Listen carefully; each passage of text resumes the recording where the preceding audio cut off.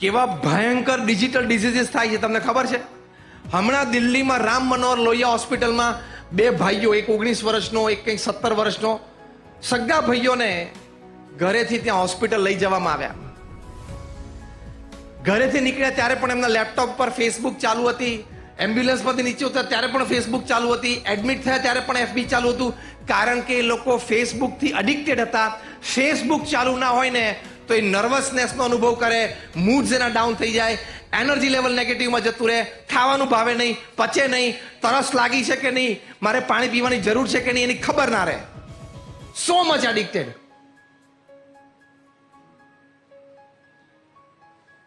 Digital diseases બધા થાય છે. આને ફેડ કે FAD, FAD, Facebook addiction disorder.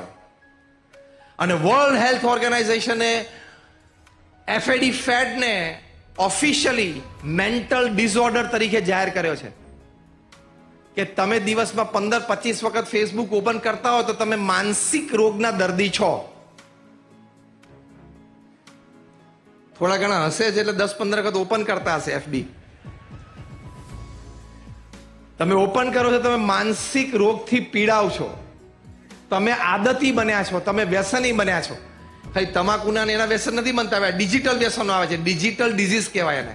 એટલે ડિજિટલ ડિસિપ્લિન સંસ્કારના ભાગરૂપે શીખવાડવાની. આ બંને છોકરાઓને પરિવાર સાથે કોઈ સંબંધ જ નહીં. પરિવારમાં રહેતા હોય, હાર્મની જેની વાત આપણે કરીએ, સંવાદિતા કાંઈ નહીં. એને એનું ગેજેટ વાલું. એની માતા જમવા બોલાવે તો શું કહી દે, તમે તમારે જમી લો, હું મારા ટાઈમે જમી લઈશ. તો આ તો રેલવે સ્ટેશન ઉપર રહેતા એ રીતે રહેતા હતા ઘરમાં. રેલવે સ્ટેશન ઉપર બધા બાકડા ઉપર ભેગા બેઠા હોય, બાજુમાં હોય પ્લેટફોર્મમાં, પણ કોઈને કોઈની સાથે કોઈ નિસ્બત નહીં. That happens in the family.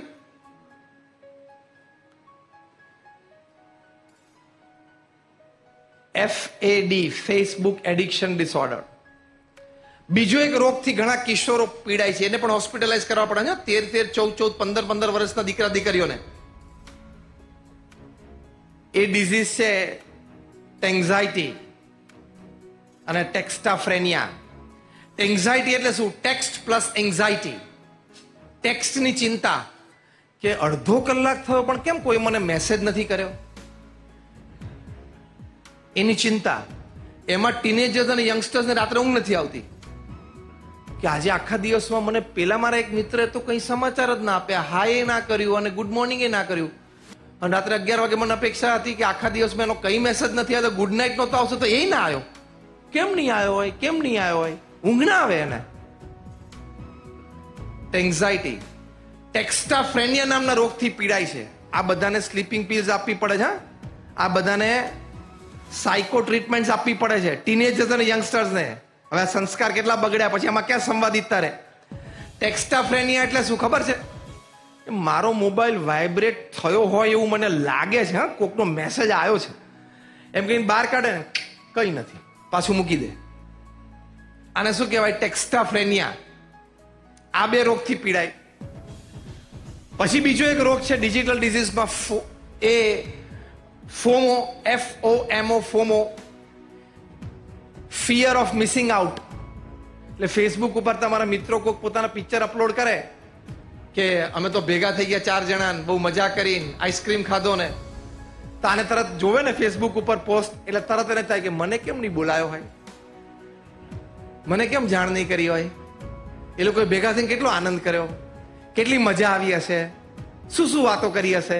એટલે બધાને ફોન કરવા માંડે, એકદમ ભેગા થયા, કેવી રીતે થયા, કોણે બોલાયા હતા, સાહજિક ભેગા થઈ ગયા કે ઓર્ગેનાઇઝ હતું, મને કેમ ના બોલાયો, શું ખાધું, શું પીધું, શું વાતો થઈ, મારી કઈ વાત થઈ, પતી ગયો. એમાં 1.5 કલાક કાઢ નાખે. પછી ન ભણવામાં મન રહે, ન પરિવારમાં મન રહે, સંસ્કાર અને સંવાદિતા બે ધોવાઈ જાય. Fear of missing out. એની સામે અત્યારે યુરોપિયન અને અમેરિકન કન્ટ્રીઝમાં મુવમેન્ટ ચાલી છે, કારણ કે ફિયર ઓફ મિસિંગ આઉટમાં ટીનેજર્સ, યંગસ્ટર્સ અને એલ્ડર્સ બધાને હોસ્પિટલાઇઝ કરવા પડે છે, શોક લાગે છે. એની સામે શું મુવમેન્ટ શરૂ થઈ? FOMO, FOMO. એની સામે જોમો, JOMO, જોમો, Joy of missing out. કે તમે તમારા મિત્રો ભેગા થયા અને કદાચ તમને ભૂલી ગયા અને આનંદ કર્યો, તો તમારે ઘરે મમ્મી પપ્પા સાથે બેઠા ને ભાખરીને અથાણું ખાતા અને એનો ફોટો પોસ્ટ કરવાનો, મેં મજા કરી લીધી ઘરે. જોમો. આ પોઝિટિવિટી લાવવા માટે. નહીં તો આ ડિજિટલ ડિઝીઝીસ ના લીધે તમે ડિજિટલ ડિસિપ્લિન ના રાખી શકો પરિવારમાં, તો ડિજિટલ ડિપ્રેશન અત્યારે બહુ જ મોટો રોગ છે. રોજ તમને આશ્ચર્ય થશે, અતિ આશ્ચર્ય થશે, 1200 જેટલા તરુણોને, યુવાનોને ઓલ ઓવર વર્લ્ડ હોસ્પિટલાઇઝ કરવા પડે છે ડિજિટલ ડિઝીઝીસ ના લીધે. પરિવારમાં ક્યાં પછી સંસ્કાર અને સંવાદિતા રહે? તમારે બેસીને એને ડિસિપ્લિન શીખવાડવું પડે. તમારે બેસીને આ ગેજેટ સંબંધી વિવેક શીખવાડવો પડે. પ્રમુખ સ્વામી મહારાજને ન્યુયોર્ક એરપોર્ટ ઉપર એક પત્રકારે પ્રશ્ન પૂછેલો કે આ મોડર્ન ટેકનોલોજી, ઇન્ટરનેટ, કમ્પ્યુટર એ બધું આશીર્વાદ રૂપ છે કે શ્રાપ છે? Pramukh Swami Maharaj spontaneously without a seconds delay પોતાના શાણપણામાંથી જવાબ આપેલો. પ્રમુખ સ્વામી મહારાજ બોલ્યા કે વિવેકથી વાપરે તો આશીર્વાદ, વિવેક ચૂકી જાય તો શ્રાપ.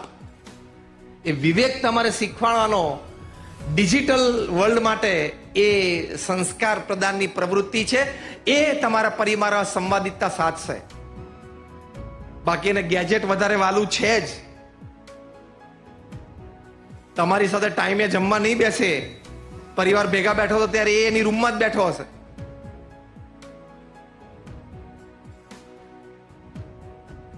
એ ડિજિટલ વિવેક તમે નક્કી કરો તો તમારા પરિવારમાં બેસીને શીખવાડી શકો. સ્ટીવ જોબ્સ, એપલ કંપનીના માલિક, જેને પૃથ્વી ઉપર આઈપેડ આપ્યું, આઈફોન આપ્યો, આઈપોડ આપ્યું, આઈક્લાઉડ આપ્યું, $2000 બિલિયન રેવન્યુ છે, which is more than the GDP of more than 98% of the countries of the world. Individual દેશના જીડીપી કરતા એપલનું રેવન્યુ મોટું છે. એટલે એપલ એક પોતે દેશ જ કહેવાય. દર સેકન્ડે 11 આઈફોન વેચાય છે પૃથ્વી ઉપર. આપણે આઈફોનની વાત શરૂઆત કરી, સ્ટીવ જોબ્સનું નામ લીધું અને 1 મિનિટ થઈ, 60 સેકન્ડ થઈ, એટલે 60 ગુણ્યા 11, 660 આઈફોન વેચાઈ ગયા. આઈપેડ ને આઈપોડ ને બધું જુદું. હા, પૃથ્વી પર જેટલા આઈફોન છે ને ઢગલો કરો એટલે પેરિસમાં આઈફિલ ટાવર જેટલા થાય એનો ઢગલો. સ્ટીવ જોબ્સ નું 56 વર્ષે કેન્સરથી મૃત્યુ થયું.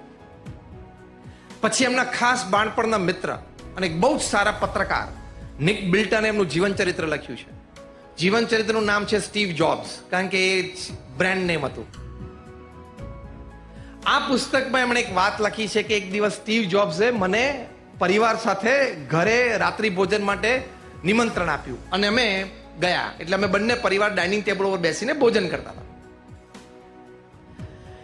નિક બિલ્ટને સ્ટીવ જોબ્સની દીકરી 13 વર્ષની, એમનો દીકરો 11 વર્ષનો, બંનેને પૂછ્યું કે children, which iPhone do you use? તમે કયો આઈફોનનો ઉપયોગ કરો છો? એટલે બંને છોકરાઓ તો બિચારા નીચે જોઈ અને જમવાનું ચાલુ રાખ્યું. એને સ્ટીવ જોબ્સને પૂછ્યું કે તારા દીકરાઓ, સંતાનો એ કયો આઈફોન વાપરે છે? હું તો એમ સમજતો હતો કે તારા ઘરની બધી ઇન્ટરનલ વોલ્સ એ મોટી મોટી જાયન્ટ સ્ક્રીન જ હશે. સ્ટીવ જોબ્સ કે મને શું કામ પૂછે છે, એને પૂછ. ફરી એક હતા સંતાનોને પૂછ્યું, જવાબ ના આપ્યો. સ્ટીવ જોબ્સે કીધું, નાઉ લિસન કેરફુલી.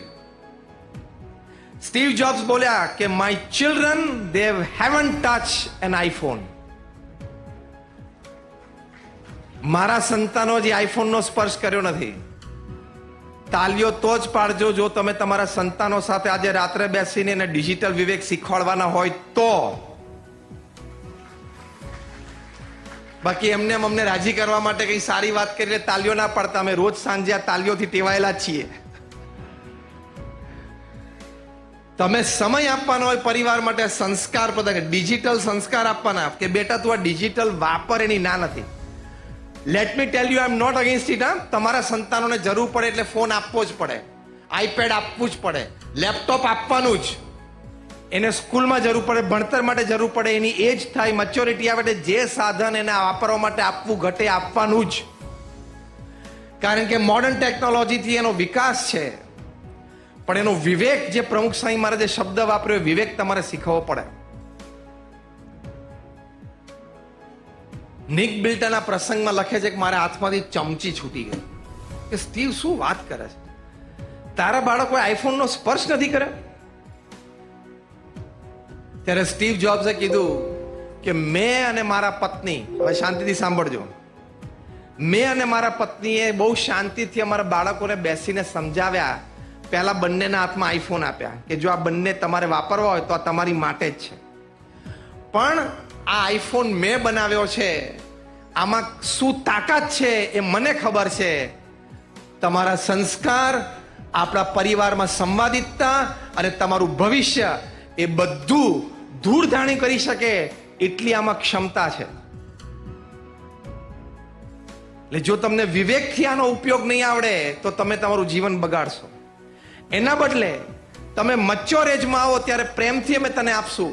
ત્યાં સુધી તમે એક સિમ્પલ સાદો ફોન વાપરો. સ્કૂલે જાઓ, ટ્યુશન પર હોવ, સ્પોર્ટ્સ રમવા ગયો, ફેમિલી સાથે કોમ્યુનિકેટ કરવું હોય, વહેલું મોડું થયું હોય, મેસેજ આપવો હોય ઘરે. તમે સમજણની ઉંમરમાં આવશો એટલે તમને આઈફોન આપશું. નથી આપવો એવું નથી, પણ અત્યારે તમારી ઉંમર એવી પાકટ નથી. આવો વિવેક પ્રેમથી સ્ટીવ જોબ્સ ને એમના પત્નીએ ઘણા દિવસો સુધી રોજ શાંતિથી એમના સંતાનોને સમજાવ્યું. એટલે બે જણા સાદો ફોન વાપરતા હતા. અને તમને એમ થાય કે મારા દીકરાનો 15મો જન્મદિવસ છે, 17મો જન્મદિવસ છે, એટલે લાવો એમને એક આઈફોન આપો, એક સ્માર્ટફોન લઈ આપો. આઈફોન નહીં તો એક સ્માર્ટફોન એને મોટી સ્ક્રીન વાળો લઈ આપો. તમે મૂરખ અને તમારા છોકરા તો નાની ઉંમરનો, એટલે મૂરખ કહેવા કે ના કહેવા પણ અબુધ. મચ્યોરેજ ના થાય ત્યાં સુધી તમે આપી જ ના શકો. ધારો કે આપવો પડે એવું હોય તો નેટ ઓન ફોન નહીં આપવાનું, કારણ કે એનો શું ઉપયોગ કરે છે, શું જોવે છે, શું કઈ સાઇટ્સ ઓપન કરે છે તમને ખબર જ નથી. You will spoil your children's future. આ વાતો તમને આમ સુગ્ન વાતો એવું લાગે છે? Raise your hands. હા કે ના તો પાડો. આ વાત આમ સુગ્ન વાતો હોય, સંસ્કાર સંબંધી વાતો, બરોબર હાથ ઊંચો કરો એટલે મને ખ્યાલ આવે. હા બરોબર છે, બધા હાથ ઊંચો કર્યો. થોડો પ્રયત્ન કરજો.